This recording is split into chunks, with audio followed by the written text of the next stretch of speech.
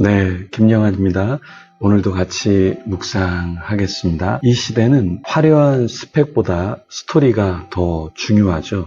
신앙에 있어서도 그렇습니다.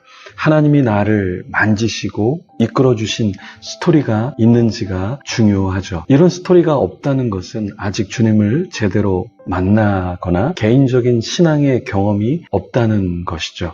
물론 극적인 스토리가 있어야 구원을 받고 성화된 그리스도인이다, 성숙한 크리스찬이다, 이것을 말하는 것은 아닙니다. 구원파는 구원받은 정확한 날짜, 시간을 중요시 여기죠. 이런 데이터를 말하지 못하면 구원받지 못한 것이다, 이렇게 이야기합니다. 이것은 성경적이지 않습니다. 구원파, 구원론은 5가지로 요약할 수 있습니다. 첫째, 구원은 죄사함의 깨달음으로 받는다. 둘째, 깨달은 날이 구원받은 날이다. 셋째, 거듭남의 비밀인 죄 씻음을 깨닫게 되면 성령이 내주한다. 넷째, 죄사함을 받은 후로는 더 이상 죄가 없다. 다섯째, 구원받은 날을 반드시 기억해야 한다. 5가지 내용 비판은 이렇습니다.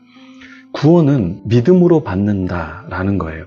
죄사함의 깨달음이 아니라 믿음으로 받는다는 것이죠. 둘째는 인간은 전적으로 타락했기 때문에 성령의 중생케 하심이 먼저이다라는 겁니다. 그러니까 깨달은 날이 구원받은 날이 아니라 성령님의 중생케 하심의 역사가 있어야. 셋째, 성령으로 인해 죄를 깨닫고 회개의 열매를 얻게 된다. 그러니까 거듭남의 비밀, 어떤 영지주의적인 지식을 깨닫는 것이 중요한 게 아니라 죄를 깨닫고 우리가 성화의 삶을 사는 것, 성령 하나님 안에서 이런 열매를 맺는 것이 더 중요하다는 것이죠. 넷째, 죄사함 받은 이후에 정죄함은 없을지언정 죄는 계속해서 나타난다라는 거예요.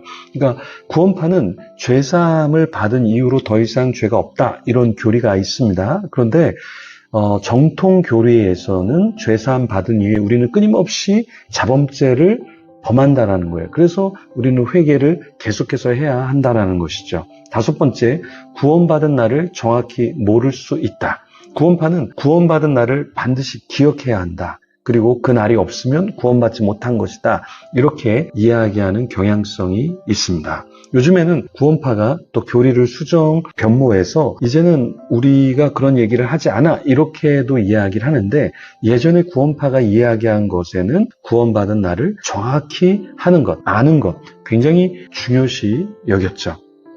구원은 믿음으로 받고 깨달음, 지식으로 받지 않습니다. 게다가 정확한 날짜가 중요한 게 아닙니다.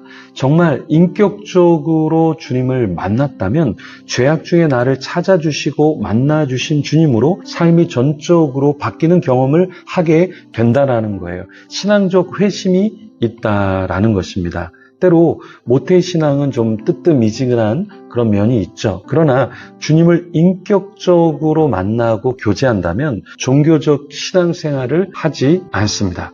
성도로 주님이 기뻐하시는 삶을 살려고 발버둥 치죠. 모태신앙이 그렇게 어떠한 신앙에 있어서 전적인 변화, 회심을 경험하지는 않지만 그래도 주님을 인격적으로 믿고 경험하면 어떻게 됩니까? 삶의 변화가 있다라는 것이죠. 구약의 하나님은 어떤 분이셨죠? 느헤미야 시대 하나님은 어떤 분이시라고 하나님이 다시 자신을 계시하시고 계신가요? 자, 9절에서 19절 말씀 오늘 살펴볼 텐데요. 먼저 9절에서 15절까지의 말씀 같이 먼저 보겠습니다. 주께서 우리 조상들이 애굽에서 고난받는 것을 감찰하시며 홍해에서 그들의 부르짖음을 들으시고, 10절, 이적과 기사를 베푸사 바로와 그의 모든 신하와 그의 나라 온 백성을 치셨사오니 이는 그들이 우리의 조상들에게 교만하게 행함을 아셨습니다. 주께서 오늘과 같이 명예를 얻으셨나이다.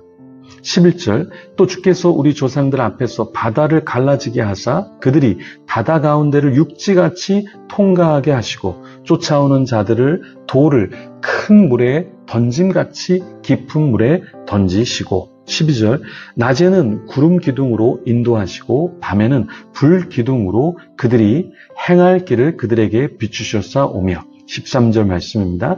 또 시내산에 강림하시고 하늘에서부터 그들과 말씀하사 정직한 규례와 진정한 율법과 선한 율례와 계명을 그들에게 주시고 14절 거룩한 안식일을 그들에게 알리시며 주의 종 모세를 통하여 계명과 율례와 율법을 그들에게 명령하시고 15절 그들의 굶주림 때문에 그들에게 양식을 주시며 그들의 목마름 때문에 그들에게 반석에서 물을 내시고 또 주께서 옛적에 손을 들어 맹세하시고 주겠다고 하신 땅을 들어가서 차지하라 말씀하셨사오나 하나님은 어떻게 이스라엘을 출애굽하셨나요? 주께서 이스라엘 조상들이 애굽에서 고난받는 것을 감찰하셨죠. 그리고 이적과 기사를 통해 바로와 그 신하 그 백성들을 치셨습니다. 홍해를 갈라지게 하셨고 출애굽하셨죠. 그리고 하나님은 광야에서 어떻게 인도하셨죠? 낮에는 구름기둥, 밤에는 불기둥으로 행할 길을 비춰주셨죠. 하나님은 시내산에서 무엇을 주셨죠? 말씀을 주시고 말씀을 통해서 규례, 율법, 율례, 계명을 주셨죠. 거룩한 안식일을 다시 알려주시고 모세를 통하여서 계명, 율례, 율법을 이스라엘이 지키도록 명령해 주셨습니다. 하나님은 광야에서 어떻게 이스라엘을 먹이시고 물을 마시게 하셨죠? 굶주릴 때 만나를 주셨죠. 그리고 배가 고플 때 고기가 먹고 싶을 때 메추라기를 주셨죠. 목마를 때 반석에서 물을 내셨습니다. 하나님은 지금 우리에게도 역시 여전히 하나님 역사에 주시죠. 우리가 무엇인가 필요할 때 여전히 하나님 우리에게 오늘날 매일매일 먹을 수 있는 만나를 주시고 우리에게 필요한 것들을 채워주시고 인도해 주시는 분이시죠. 그래서 우리는 하나님을 의뢰하면서 앞으로 나아가야 하는 것입니다. 최근에 정영민 선교사님을 위해서 집을 알아봤는데요. 여기도 알아보고 저기도 알아보고 계속해서 알아봤습니다. 근데 굉장히 들어가고 싶은 집이 사실 있었는데 리노베이션이 다 돼 있고 주인이 변심하고 또 내놨는데 또 연락하니까 주인이 또다시 변심을 했어요. 거기가 한 10평 정도 되는 집이었는데 나중에 계약을 했을 때 20평짜리를 계약을 했습니다. 근데 하나님이 왜 거기를 주시지 않지 그랬는데 10평짜리였는데 20평짜리를 이렇게 연결을 시켜 주시는 것을 보면서 하나님의 뜻이 있구나. 때로 하나님이 당장 주시지 않지만 하나님께서 돌아 무엇인가를 또 얻게 하시고 만나게 하시지만 거기에도 하나님의 뜻이 있다라는 것이죠. 16절에서 19절까지의 말씀, 이 말씀에 16절 말씀에 보면 하나님이 먹이시고 마시게 하실 때 이스라엘 조상들은 어떻게 반응했죠? 그 사람들이 좀 교만했습니다. 목을 굳게 했어요. 하나님의 명령을 듣지 않았어요. 그러니까 하나님의 축복을 축복으로 여기지 않았다라는 거예요. 여러분, 만나라는 뜻의 의미가 뭔지 아세요? 히브리어로 만나를 마제라고 합니다. 마제. 히브리어로 마제. 이게 뭐냐면 What's that? What's that? 저게 뭐야? 약간 이런 뜻이에요. 그러니까 하나님이 주신 은혜라는 것을 감사함으로 받아들이는 게 아니라 저게 뭐야?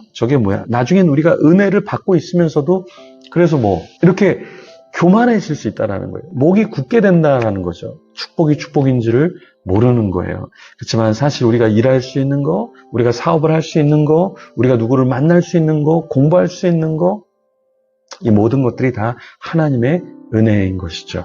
하나님을 거역한 자들은 어떻게 행동했죠? 17절 말씀에 보면 스스로 한 우두머리를 세우고 종되었던 땅으로 돌아가고자 했어요. 이게 뭡니까? 하나님이 베푸신 게 나한테 뭐가 대단한데 나 예전으로 돌아갈 거야. 이런 모습이 우리에게도 있지는 않습니까? 그때 하나님 어떻게 반응하셨죠?